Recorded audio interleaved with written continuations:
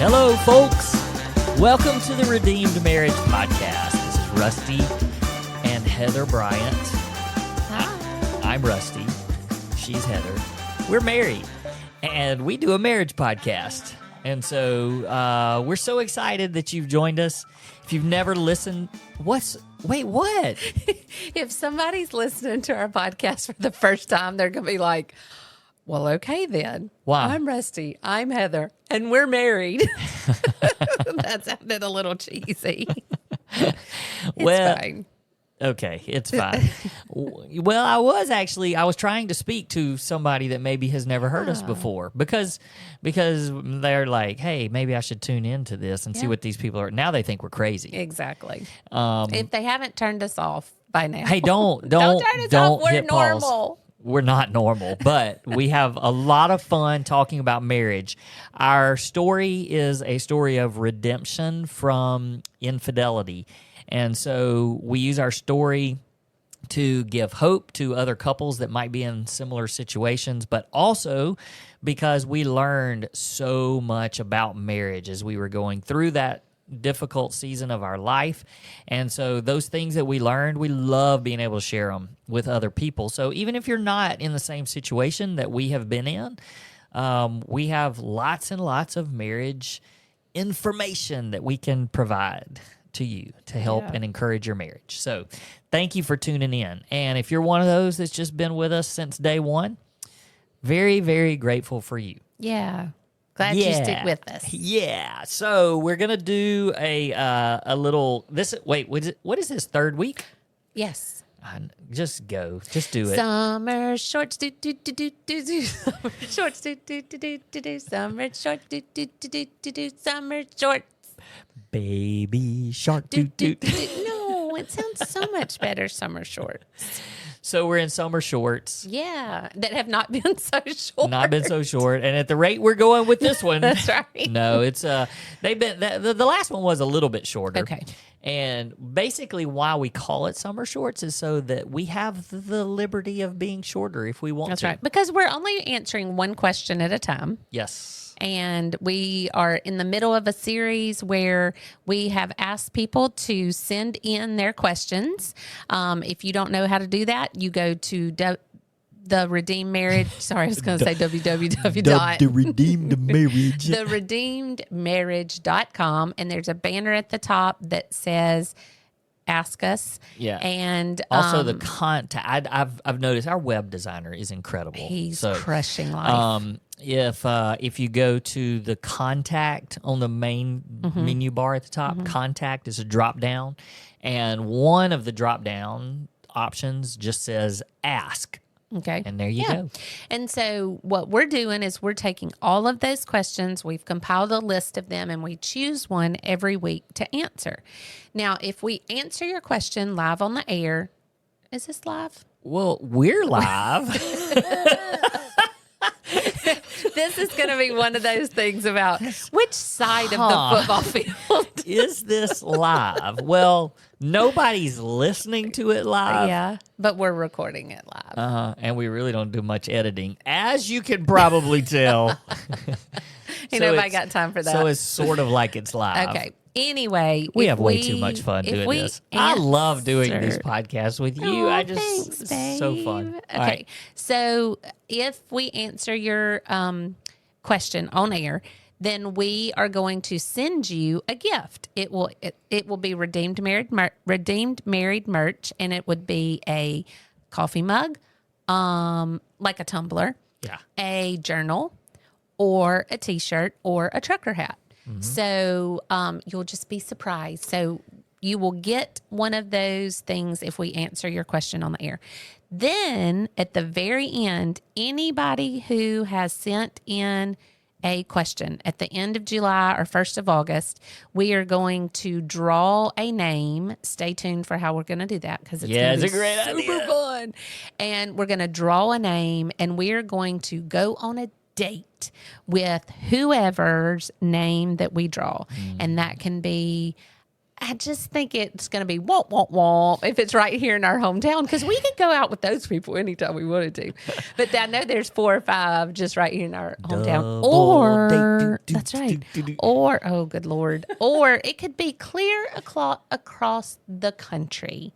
And we're going to come to you. You can take us to your favorite restaurant. We'll foot the bill and just have some sweet discussion with you about marriage and where you are in your marriage and how we can encourage you. It's going to be so much fun. Yep, so excited. So much fun. So make sure you get your questions in. We have a ton of questions. Yes, it's so hard to try to choose. It is. We were just looking through a bunch of them, and we were excited about some of them, but we found one that we'll go with today. So this is from a listener in Mooresville, North Carolina. All right, North Carolina. Yeah. That'd be a fun place. We've been there a few times. We have stayed at the True Hotel in Mooresville about 100 times. Yep. Over the last 4 years. Yeah, our son goes to college right there near Mooresville, and so it's a sweet little town. it is a wonderful place. We love like it. Very We like beautiful it. there. So, Yep. all right, what we got? And if you're near there, you should totally check out Multiply Church. Absolutely. Yes. Multiply Lake Norman. Multiply Lake Yeah, Norman. Yep, they- that's where our son went. Had a wonderful experience. Yes, Pastor Zach is the GOAT. Yeah, we love it. We love it. So, okay, the question: do you have it? Oh, yes, I do. Here, let me put on my glasses. So We got to that I do the can glasses. see. We got to do do the face. passcode. Okay, no, it's got my face. We're good. Okay, here is the question. Except I'm on what I wanted to talk about. Hold on. Oh, my bad. I know it, I think. No, it's right here. Okay. As soon as you start, here it is. You ready? What's the best way to deal with libidos that don't match? I'm glad. Define libidos, please. I'm glad you said. Are you looking up libido? I was going to do the I'm glad definition. you said it because I probably would have read that thing and gone libido. Libido is as a noun, it is basically your sexual desire. Sex Your drive. Yeah, your desire for sex. You know, it's a good thing. I know you just looked up the definition of that, and I'm glad. What are you doing? Oh, it says to learn to pronounce it. Oh, I was going to let it say it. Libido. yeah. Let's listen again. Libido. No, I know. I crushed it. Yeah, you crushed it, and I know that's how you pronounced it. Okay, But if good. I was reading it, I Yeah. probably would have gone Yeah. libido. You're a libido. phonetic. But anywho, yeah, you read the definition. I'm glad we knew what it meant because if you had read something that wasn't, then we were going to have to really shut this podcast I off just and go a wanted to different know direction. the real definition. Yeah, of so it. sex drive, different sex drive. I'm really glad that we're going over this topic today for a couple of reasons. Number one is I like to talk about sex. We just glazed right over that, and you're not even I'm not engaged. you're studying something right now, so you're not even paying attention to me. Believe me, I know. So one of my favorite topics, but also we just finished reading a phenomenal book that is called Secrets of Sex and Marriage. And We did a book review. we literally just did the book review. In Because fact, we have on the same clothes. same clothes. So if you go to our YouTube channel, you can get our book review that we just did on that book. And we would highly recommend it. I would recommend going, watching the book review, and then getting the book and Yeah. reading the book. So you'll be glad you did. Yeah. Great book. And it talks about this topic. And I think the reason why I was so drawn to this topic is because, if somebody asked us a question that we didn't know anything about, that would be hard to answer on the air. But we know about this topic because we have different sex drives. That's right. I'm always trying to keep your hands off I of was- me. Always. I was just fixing to ask, does anybody know which one is which? But they obviously do. Not by that comment. You threw them off. But yeah, and it's not that I don't have a sex drive. I just don't have a sex drive as high as yours. And that's okay. Like the book that we just read, I think for the first time made me feel okay about that. I always, one of the things that I wrote down was, and I said this in the book review, is that I have always thought that my level of desire or my libido needed to be as high as yours for our sex life to be healthy. That's the only solution that I saw, was I need to get it, like something's wrong with me that my sex drive is not as high as yours. And so to read that it's okay. And I'm one of those, I mean, I've been through cancer, and the lady who wrote lady that wrote that book, she had chemo. Right. And the doctor said it's going to affect your sex drive. And so me just feeling validated in the fact that there's nothing wrong with me because my sex drive isn't as high as yours. But you can't just stop there, because then it's like, okay, well, we have different sex drives, and now I know that it's okay that they're different, but what are we going to do about it? Yeah. And that's where I think this question is originating. Yeah. It's not just confirming Right. that they have different sex Yeah, drives. it's like Captain Obvious. Yeah, I that's mean, right. we have different sex drives. Thank you Okay, for that. That's right. But what are we gonna do about it? Yeah. And I have some thoughts. Yeah. Most of them came from that book, but a lot of thoughts on how to combat that. I do too. I mean, this is a great topic Yeah. because we live in this world. Summer short. Oh, boy. I Yeah, don't we're think not- it's gonna be short. No, Okay, keep going. we're doing good. And it doesn't matter. Most people want us to go longer than Okay, 30 anyway, minutes keep anyway. going. But all right, so we need to just unpack this a little bit and give some good guidance and some personal examples Sure. of how we've been able to handle this in our own lives. Yep. And so, yeah, we haven't really planned Yeah, this we at haven't. all. And so I'm fixing to really surprise you, because I'm going to ask you a question. I love Are you ready? Okay, here we go. I wrote this down. All right. Is this in your head at all? Are you ready? If she really cared about me, she would want to have more sex. Yes. I mean, like, I think that the person with the higher sex drive, because, all right, this book was wonderful at explaining how there's the differences in the way that we're wired in our brains.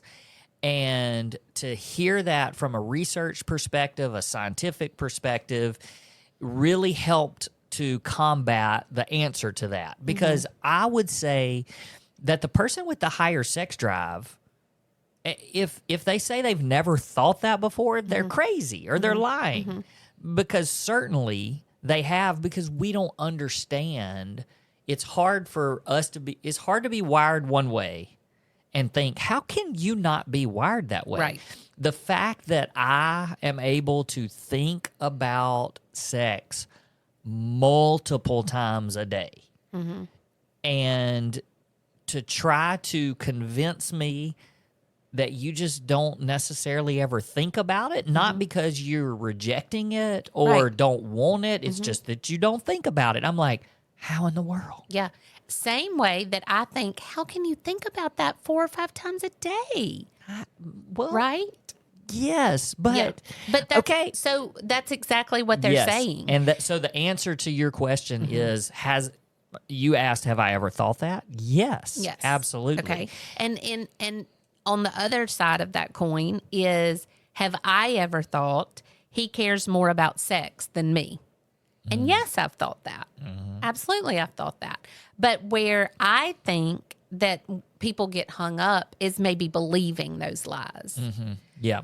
because you have to combat that with truth of, if you said, if she really cared about me, she would want to have sex more, and you started convincing yourself about that, it wouldn't take long for you to think she doesn't care about me at all. And then if I really took to, he only cares about sex, he doesn't really care about me. Right. And I started repeating that lie to myself and saying that over and over, then all of a sudden I'm like, he doesn't care about me at all. Okay. I love those questions. Oh my goodness, we could talk about this forever. And there's so many different angles that we could go with this. But let's go to, since you asked those questions, let's do our best to explain the two questions. Like you give your perspective of the one that the question that would be for me, to combat it, I guess. So where I'm going to go is when you think to yourself, "Oh my goodness, his sex drive, like all he thinks about is that, and so he doesn't really care about me. He just cares about the act." Okay, so that's fair to phrase it that way. Sure. All right. So my response to that would be, and this is also proven in this book, and it talks about it in the research and stuff, is that those of us that are wired that way, that is also our way of feeling connected. And so the physical act, while it's wonderful and it feels good, all of that stuff, it's the connection that we feel and we make with our spouse that's way more important than the actual act itself. And I think that that's hard for the person with the lower sex drive to believe that. That's really crazy because what I wrote next was to convince myself that you believe this way. It says my spouse, and this is just me quoting it. I mean, paraphrasing it. My spouse only wants to give me a back rub because they want to get lucky, not because they care about me. Switch the assumption to my spouse may be wanting to connect with me sexually, but it is because they care about me, which is also true. So true. Yeah, and that's so true. And because I've even said on this podcast before, like we sit down to watch a movie, and I'm like, he's just rubbing my feet or scratching my back because he wants something, and which is true. You may want it to end in sex, but you're doing it because you care about me, Right. and not because you're trying to just make me get in the mood or whatever. Yeah. And so that was kind of a shift in my thinking towards that. Yeah. So I just kind of spoke into yours and not really mine. But mine is, if she really cared about me, she would want to have sex more.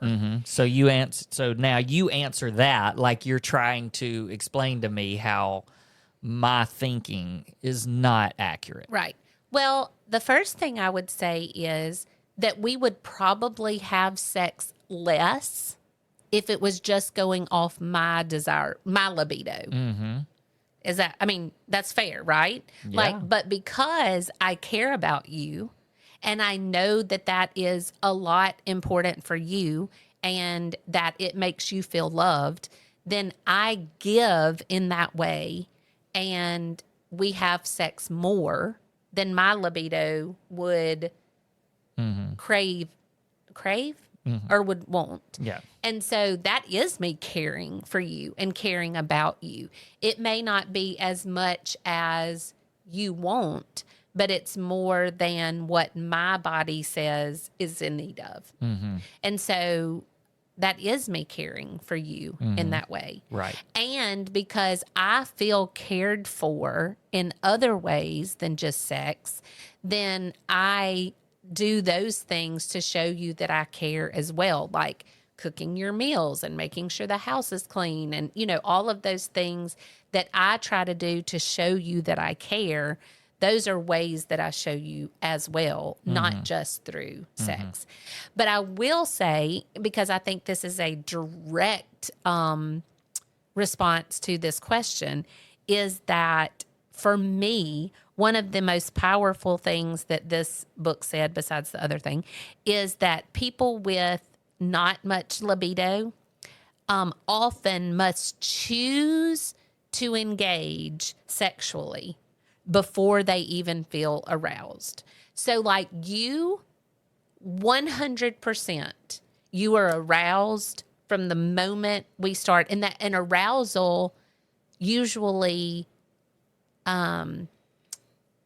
pushes you towards asking for sex. Does that make sense? Yes. So you're aroused and you're like, oh, can we have sex?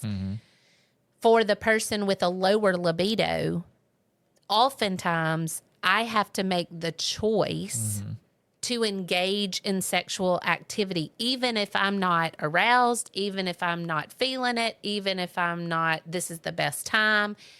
I am making a choice because I care about you. But then a great thing happens in that once we are engaged in sex, then I become aroused. And there's never a time when this is over, that I'm like, oh, I wish I hadn't done that. Yeah. Does that make sense? And so, and I'm, I don't know the exact quote, but I know in there they talk about how the more frequently you do it, the more you crave that. I mean, it's kind of like our eating habits, right? If you eat junk all the time, then you start craving junk.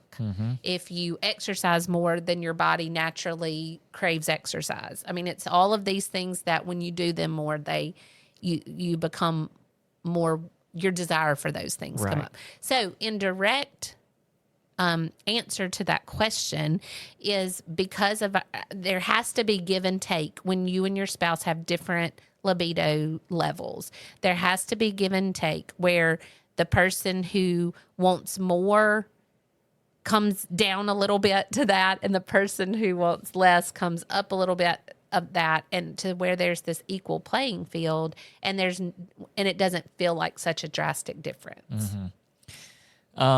So as we were thinking through all of this, there's part of me that wonders if there's people out there that just kind of go, well, why does it matter? And, if I'm the spouse that just doesn't want, like, I don't want to have sex and I don't need to have sex, like, why am I the one that has to give? Like, why can't the other spouse give by saying, well, we just won't have it or don't want to have Right. And one of the things that I want to throw out there, not as a manipulation tactic, but just to be able to say, God created this. And God said there is an entire book of the Bible about this. And I believe that God wants it to be a part of your healthy marriage. And so, but what's happened is our society has messed it all up, and just our selfishness has messed it all up, and a lot on both sides has messed it all up. And to look at it from the perspective of what a gift, that God has given us this gift, and there is something spiritual about it because it's a gift. And so it's like we need this to be a part of our marriage. We need physical intimacy. Look, we know that there's people out there that are listening that are like, oh, well, there's health issues that prohibit it, all that kind of stuff. And we have talked about that before. There are ways to be physically intimate without, if you are unable to actually have the act of sex. But I say all that because God wants it to be a beautiful part of marriage. And the way I look at that is just what you just said. When both spouses are willing to serve in this area and be servants and to both give, and that's some give and some take and all that kind of stuff, then it becomes God-honoring. And when it becomes God-honoring, it becomes a part of your healthy marriage. And we've said this before. We've said that we've heard lots of people talk about marriages saying that your sex life is a barometer of the health of your marriage. And there is some truth to that. And so a lot of this is, and for me to go back and to answer this question right here, I feel like there's lots of give from both of us. And this is an area that you are really good at as far as just being a servant. And I love what you said, though. I love when you said once you get into it, you realize how special it is and how good it is, and you never end thinking, "Oh, we never should have done that." Right. Like it is something that after it happens, the connection and just the joy and fun and all of that. So, but then there's also this part that's for me that I can't have these unrealistic expectations, and I have to be able to take into account that you're wired differently. I mean, it even goes to the whole, how different we are. And the book addresses this too, but like even for like stress and, when you're stressed or things are crazy, like that's the last thing on your mind. But for me, It's really healing. Like it is it's that thing that, I mean, it's so great Well- that's, but we're so different there. Yeah, because- and then it goes back to the whole love languages thing, because I'm like, oh, you're stressed and you don't feel, hey, let me love on you and be intimate. Let's be intimate. And I mean, you'd be like, what are you doing? But for me, if I'm stressed and if things are crazy, even tired. Yeah. Like if I'm tired, It's like what caffeine. a great thing to do, to just like for love, just to show me love and stuff. It's the exact opposite. Well, I'm going to give kind of a personal example. So if you're one of our children's friends and you're listening to this, just cut it off.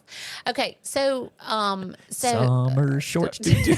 sorry. We're at 26 Okay, minutes. sorry. I'm just going to, this is a good example. I don't care. I've Okay. told you this before. This is our podcast. That's We right. do whatever we Okay. want. This is a good example.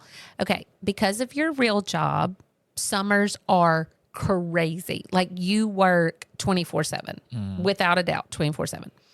And so you stay tired, and sometimes you're just like really tired a lot. So one time you were fixing to go to the soccer field to spend all day because it was a game day. And I mean, you were struggling. You were like, oh my gosh, this is going to be the longest day, blah, blah, blah.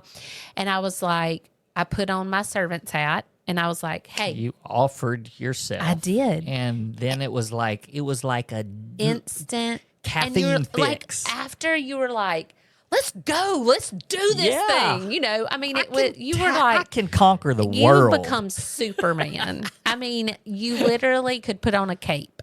But sometimes what I was going to say, in going back to answering this question, because I don't want to get off topic, is there are sometimes where I just give of myself Sure. where I don't right. receive anything in return. It's just a Yeah. quickie just for you. Let's do this because we have 5 minutes. And that's okay. Absolutely. Because we've had that discussion. It doesn't make me feel awful or bad or that I'm just you're using me or whatever. It is just, I want to do this for you. I want to serve you in this way. Now, if I was somebody with a really high libido, both of us were, that might be frustrating to me, but it's not. And so you have to communicate with your spouse, and your spouse, you may be listening to this going, oh, heck no. And I've had people tell me, I'm not going to do all that and not, Right. And not enjoy it yourself. Exactly. And so there's different strokes for different folks, but I'm just saying for us that works because my libido is not as high. Yeah. No, that's all good. Okay, I mean, good. yeah. I hope I didn't embarrass anybody. You didn't embarrass me. You're the only one. I mean, let's be That honest. matters. That No. matters. Yeah, so good. Good question. And the thing is, even when you were talking, I know whenever we do our marriage coaching and stuff, I have that notebook and I'm just writing stuff because I'm like, I don't want to forget this. I don't want to forget to say this to these people that we're talking to, and that's how I've been feeling this whole time. I just want to end with this because I don't want people to listen to what we've had to say and go, oh man, they've got it all together. This remains one of the most difficult things. And money.